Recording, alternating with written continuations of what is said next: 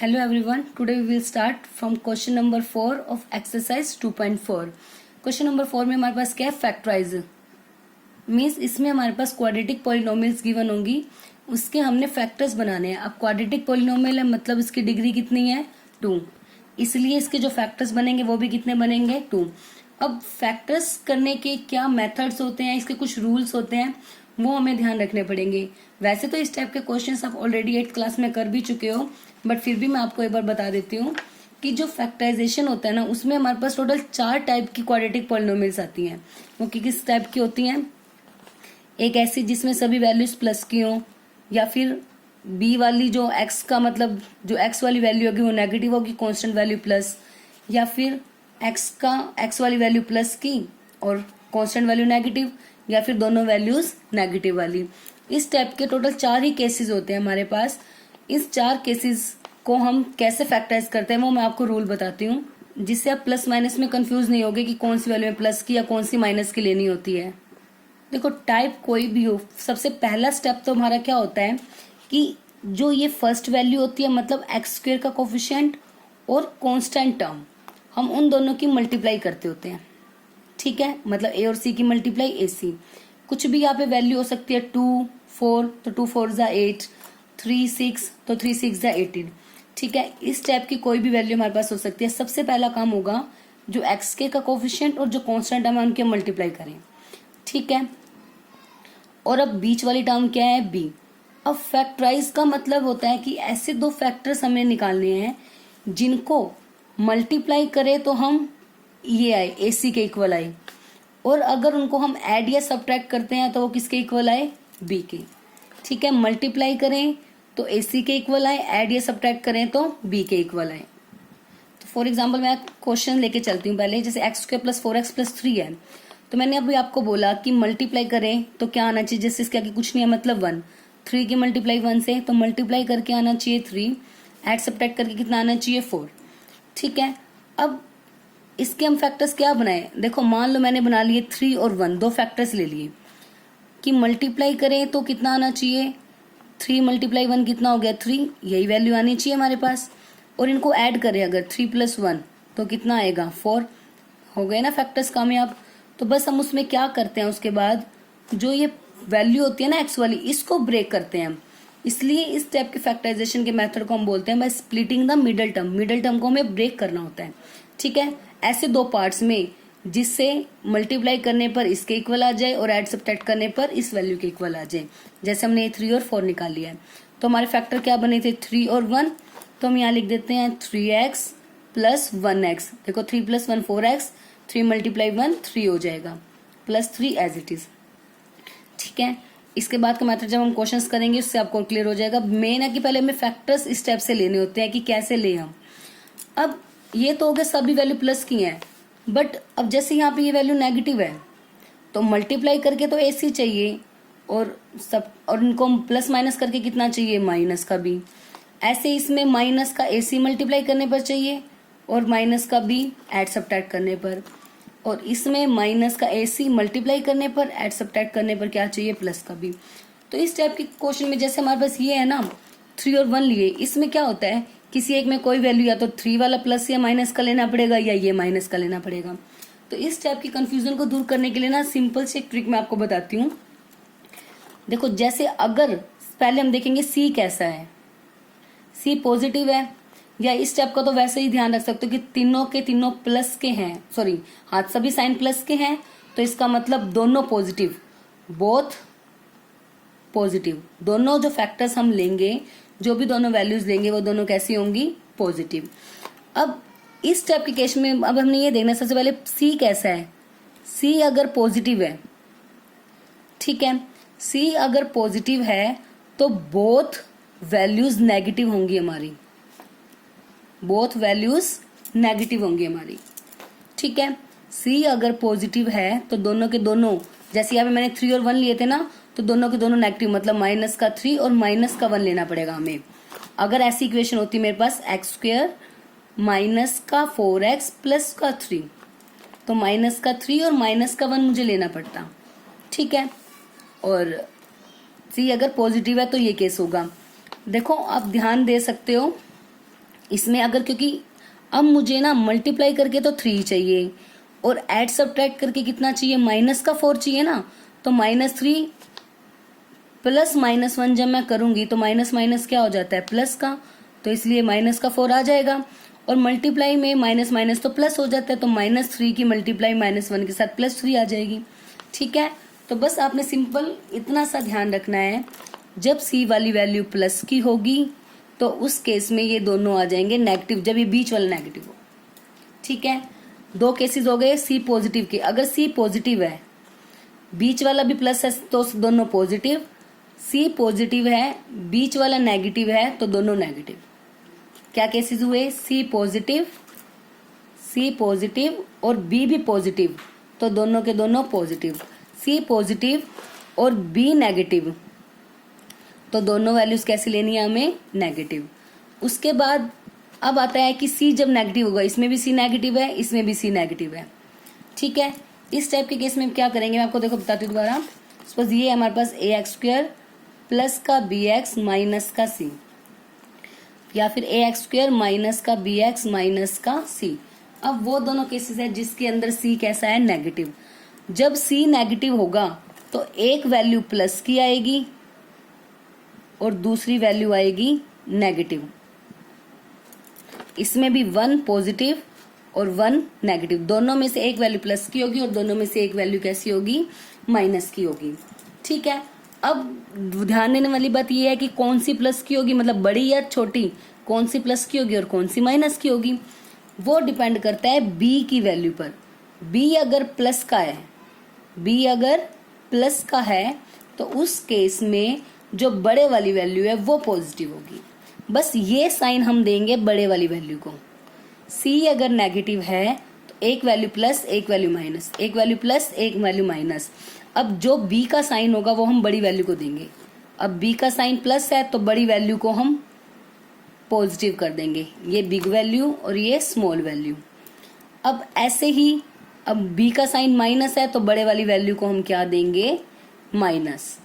ठीक है, बस ये ध्यान रखना है, सी अगर नेगेटिव है तो एक वैल्यू प्लस की आएगी और एक वैल्यू माइनस की आएगी, और जो बड़े वाली वैल्यू को हम वो बी वाला साइन देंगे।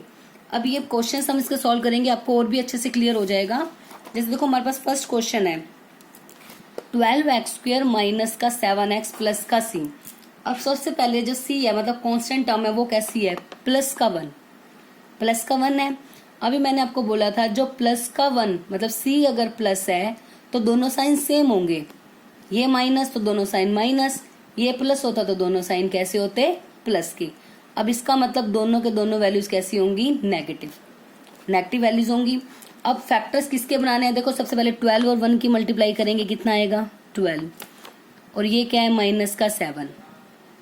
ठीक है, तो माइनस अब मत लिखो, चाहे कोई मतलब नहीं है, हमें पता तो लग गया कि ये प्लस है ये माइनस है, मतलब दोनों वैल्यूज हमें कैसी लेनी है, नेगेटिव। मल्टीप्लाई करके 12 आना चाहिए और उनको ऐड करके कितना आना चाहिए, 7, क्योंकि दोनों माइनस है, माइनस माइनस प्लस होता है, तो ऐड करके कितना आना चाहिए, 7। क्या फैक्टर होंगे, 4 और 3। देखो 4 मल्टीप्लाई 3 12, 4 प्लस 3 7। तो बस यहाँ पे राइट कर देंगे 12x², दोनों साइन कैसे चाहिए, नेगेटिव, तो मतलब माइनस का 4 माइनस का 3x। बाकी वैल्यू को कुछ चेंज नहीं करना, सिर्फ जो मिडल टर्म होगी उसके प्लेस पर हमें इन दोनों फैक्टर्स को लिखना है।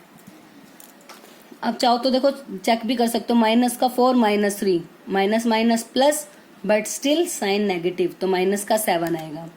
और माइनस का 4 माइनस 3 इनकी मल्टीप्लाई करेंगे, मल्टीप्लाई में माइनस माइनस क्या हो जाता है, प्लस, तो 4 3 क्या हो जाएगा, प्लस का 12, और प्लस का ही 12 चाहिए था हमें।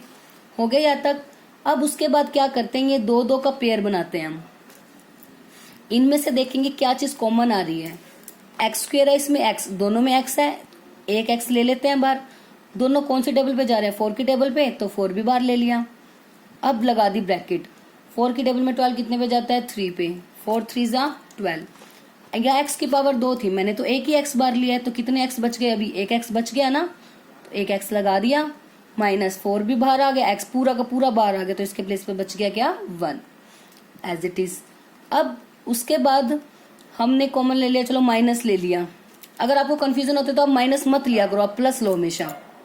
हम हमेशा यहाँ पे प्लस लेंगे, प्लस ले लिया। अब इनमें से कुछ कॉमन नहीं आ रहा, तो कुछ भी कॉमन नहीं आता तो हम क्या कॉमन लेते हैं वहाँ पे 1। अब एज इट इज माइनस का माइनस रहेगा, क्योंकि मैंने बार प्लस लिया तो कोई साइन चेंज नहीं होगा, तो माइनस का 3x as it is, plus का 1 एज इट इज, क्योंकि 1 बार है तो कोई इफेक्ट नहीं पड़ेगा। अब देखो जो ये ब्रैकेट्स होती है ना, ये हमेशा सेम होनी चाहिए। क्या ये सेम है?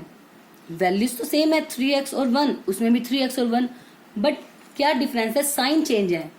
मतलब यहाँ पे ये प्लस का है और ये माइनस, यहाँ पे ये माइनस है और ये प्लस है, ये गड़बड़ हो गई। तो इस टाइप की जब कोई भी गड़बड़ होती है तो उसको हम कैसे दूर करते हैं इस टाइप की फॉल्ट को, कि जब भी साइन की प्रॉब्लम होती है तो हम क्या करते हैं उस केस में माइनस बाहर ले लेते हैं। माइनस बाहर लेते ही अंदर के साइन चेंज हो जाते हैं, जो माइनस वाला होता है वो प्लस हो जाता है और जो प्लस वाला होता है वो माइनस हो जाता है। मतलब जैसे ही मैंने बार माइनस लिया तो माइनस का 3 बन गया प्लस का 3, प्लस का 1 बन गया माइनस का 1, बन गए ना सेम सेम। ठीक है, तो जैसे ही सेम सेम बन गए उसे एक बार लिख देते हैं, एक बार ब्रैकेट में जो सेम सेम है, और उसके बाद क्या बच गया? 4x बच गया, यहाँ से क्या बच गया? -1। ये दोनों आ गए इसके फैक्टर्स। ठीक है, बस यही हमारे इसके क्या हो जाएंगे? फैक्टर्स हो जाएंगे 2। बस सिर्फ इतना याद रखना, सी पॉजिटिव था और ये नेगेटिव, तो दोनों साइन हमारे क्या आएंगे? नेगेटिव। अब नेक्स्ट स्टेटमेंट में क्या है? 2x² + 7x + 3, तीनों साइन पॉजिटिव। तीनों साइन पॉजिटिव है तो मतलब दोनों के दोनों साइन कैसे आएंगे? प्लस के ही आएंगे। मल्टीप्लाई करके कितना चाहिए? 3 2 = 6 और ऐड करके कितना चाहिए? 7। मल्टीप्लाई करके 6 चाहिए और ऐड करके कितना चाहिए? 7। सोचो क्या होंगे इसके फैक्टर्स?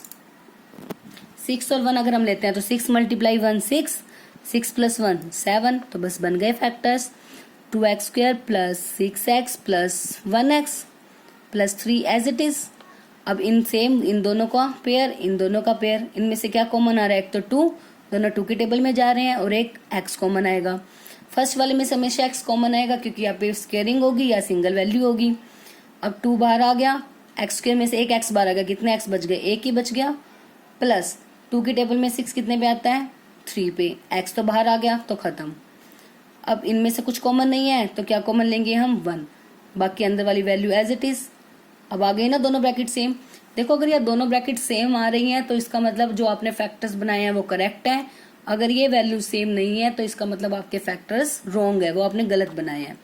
तो जो सेम सेम है उन्हें एक साथ लिख दिया, जो बच गए वैल्यू वो ये लिख दी। तो इसके फैक्टर्स हो गए x + 3 और 2x + 1। Now next third part is 6x² + 5x - 6। अब c आ गया नेगेटिव। सी नेगेटिव का मतलब होता है एक वैल्यू प्लस की और एक वैल्यू माइनस की। ठीक है, एक वैल्यू प्लस की और एक वैल्यू माइनस की, और plus minus is always minus. तो हमें क्या वैल्यू चाहिए? 6 की मल्टीप्लाई 6 से 36 की मल्टीप्लाई करने पर तो कितना है? 36, और उनको सब्ट्रैक्ट करने पर, क्योंकि एक साइन हमें लेना है प्लस का और एक साइन कैसा लेना है? माइनस का। ठीक है, तो प्लस माइनस हमें पता है ना माइनस होता है, तो उनको माइनस करने पर कितना आना चाहिए? 5। तो ऐसे 2 फैक्टर सोचो जिनकी मल्टीप्लाई तो 36 होगी और माइनस करे तो 5 आएगा। सोचो 1 मिनट, क्या होंगे वो फैक्टर्स? 9 और 4। 9 की मल्टीप्लाई 4 से करेंगे तो 36, और 9 में से 4 को माइनस करेंगे तो कितना आएगा? 5 आएगा। तो बस वही राइट कर देते हैं, 6x², 9x और 4x। अभी मैंने साइन नहीं लगाए। अब देखो साइन क्या लगाएंगे, कौन सा प्लस का कौन सा माइनस। हमें ये पता है एक प्लस का एक माइनस। अब इसके साथ ये बी वाला होता है ना, जो एक्स के साथ होता है वो बी होता है, उसके साथ क्या साइन है? प्लस। तो जो एक्स के साथ जो साइन होता है वो हम किसको देते हैं? बड़ी वैल्यू को। इसके साथ साइन है प्लस तो बड़ी वैल्यू को दे दिया प्लस, तो दूसरा क्या बच गया? माइनस। है ना, बिल्कुल सिंपल। तो जब भी सी माइनस आ गया तो हमें पता है एक वैल्यू प्लस की आएगी और एक माइनस की आएगी। तो हमने ऐसे 2 फैक्टर करने हैं जिनकी मल्टीप्लाई 36 हो, माइनस करने पर कितना आए? 5 आए। तो मैंने ले लिया 9 और 4, मैंने लिख दिया पहले 9 और 4। अब उसके बाद ले लिया कि इसका साइन देख लिया मैंने, इसका साइन है प्लस, तो इसका साइन प्लस है तो इसका साइन हम बड़ी वैल्यू को दे देंगे। बड़ी वैल्यू है 9, तो 9 को दे दिया मैंने प्लस। ठीक है, बस अब आगे बिल्कुल सेम 2 2 का पेयर। दोनों कौन सी टेबल पे जा रहे हैं? 3 की टेबल पे जा रहे हैं, और एक x बार आएगा। 3 की टेबल में 6 2 पे, एक एक्स बाहर आ गया, एक एक्स बच गया, प्लस 3 3 जा 9, ये एक्स तो बाहर आ गया। माइनस, दोनों में माइनस है ना, तो मैं माइनस ही कॉमन ले लेती हूँ बिकॉज दोनों में माइनस है, तो लगा दी। अब सॉरी, अभी दोनों में से भी कुछ कॉमन आ रहा है, दोनों 2 की टेबल पे जा रहे हैं ना, तो 2 ले लिया मैंने। अब 2 की टेबल में 4 कितने पे आता है, 2 पे, एक्स एज इट इज, क्योंकि एक्स तो हमने बाहर लिया नहीं, बाहर तो माइनस ले लिया, तो बच गया क्या, प्लस, क्योंकि हमने बाहर माइनस लिया तो अंदर के दोनों साइन चेंज हो गए ना, दोनों नेगेटिव से दोनों कैसे हो जाएंगे, प्लस के। 2 की टेबल में 6 कितने पे आता है, 3 पे, सेम सेम आ गई वैल्यू, जो सेम सेम आ गई उसे लिख देंगे एक बार, और जो डिफरेंट है उसे अलग से लिख देंगे, 3x माइनस का 2, तो 2x प्लस 3 और 3x माइनस 2, ये इसके क्या हो गए, फैक्टर्स। अब इसका जो लास्ट पार्ट है क्वेश्चन नंबर 4 का, 3x square minus x minus का 4, ठीक है। अब भी देखो, पहले हमने देखना है c का साइन, c नेगेटिव है तो मतलब 1 प्लस 1 माइनस, जैसे ही c नेगेटिव मतलब 1 प्लस 1 माइनस, तो प्लस माइनस चाहिए, ये ध्यान रखना है। 4 3 जा 12, मल्टीप्लाई करके आना चाहिए 12, और माइनस करके कितना आना चाहिए, 1। तो क्या होंगे इसके फैक्टर्स, 4 और 3, 4 3 जा 12, और 4 में से 3 गए 1, तो बस इसको राइट कर देते हैं, 3x square 4x 3x minus का 4। अब साइन देखना है ना, ये साइन क्या है, माइनस, तो ये साइन किसको देंगे हम, बड़ी वैल्यू को, तो बड़ी वैल्यू को माइनस, दूसरा क्या बच गया, प्लस। अब इनमें से क्या कॉमन आ रहा है, सिर्फ x, 3 और 4 सेम टेबल पे तो जाएंगे नहीं, तो अब अंदर बच गया 3 एज इट इज, और एक x माइनस का 4, x तो बाहर आ गया। इनमें से कुछ कॉमन नहीं है तो 1, तो ये वैल्यू ऐसे की ऐसे, 3x माइनस 4 आ गई सेम सेम, तो जो सेम सेम आ गई उसे एक बार राइट कर लिया, जो बच गया उसको भी as it is x plus 1, तो इसके क्या हो गए, ये फैक्टर्स। तो बस ये 4 टाइप के ही क्वेश्चन हैं, आज हम इतना ही करेंगे। आज मैं इसलिए थोड़ा ये करवा रही हूँ ताकि इस टाइप के जो क्वेश्चन है आप और अच्छे से इसकी प्रैक्टिस कर सकूं, बिकॉज जो हमारा नेक्स्ट क्वेश्चन है उसमें ये चीज रिलेटेड है। अगर आपकी इसकी प्रैक्टिस अच्छे से हो जाएगी तभी हम क्वेश्चन नंबर 5 अच्छे से कर पाएंगे, अदरवाइज उसमें आपको प्रॉब्लम होगी, ठीक है। तो इन क्वेश्चंस की आपको अच्छे से प्रैक्टिस करनी है, कि बस आपको कुछ टाइप की चीजें याद रखनी है, कि पहले तो सी अगर प्लस का है, जब सी प्लस का है तो देखेंगे ये माइनस है तो दोनों वैल्यू माइनस, ये प्लस है तो दोनों वैल्यू प्लस, ठीक है। और सी अगर माइनस है तो हमेशा एक वैल्यू प्लस की आएगी और एक वैल्यू माइनस की आएगी, ठीक है। और बड़े वाली वैल्यू को देंगे इसका साइन, बस इसमें अगर बड़े वाली वैल्यू को प्लस का हो जाएगा, इसमें बड़े वाली वैल्यू को क्या हो जाएगा, माइनस, इसके अलावा कुछ और है ही नहीं। तो आई होप आप सब इसी की अच्छे से प्रैक्टिस करोगे। इस टाइप के कोई भी क्वेश्चन आपको और एग्जाम्पल्स में से मिलेंगे, या आपकी 8th क्लास की बुक में से भी क्वेश्चंस को सॉल्व करके आप देख सकते हो, फैक्टराइज के क्वेश्चंस। आप आई होप इसे आप सभी ट्राई जरूर करोगे। तो आज के लिए हम सिर्फ इतना ही करेंगे, बस इसे ही आप अच्छे से करना आज।